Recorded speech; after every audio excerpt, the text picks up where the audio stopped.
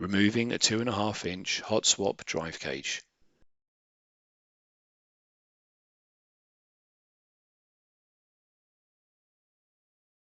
Remove all the installed drives or fillers from the drive bays.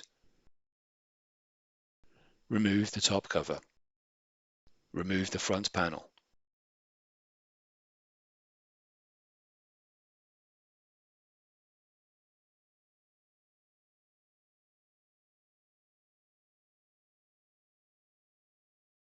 Disconnect all the drive backplane cables.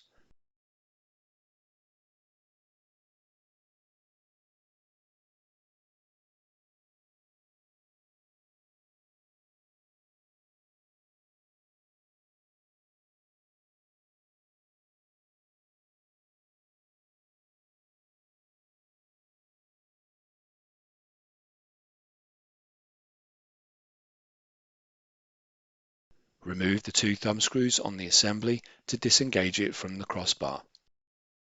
Slide the cage assembly inward to disengage it from the chassis.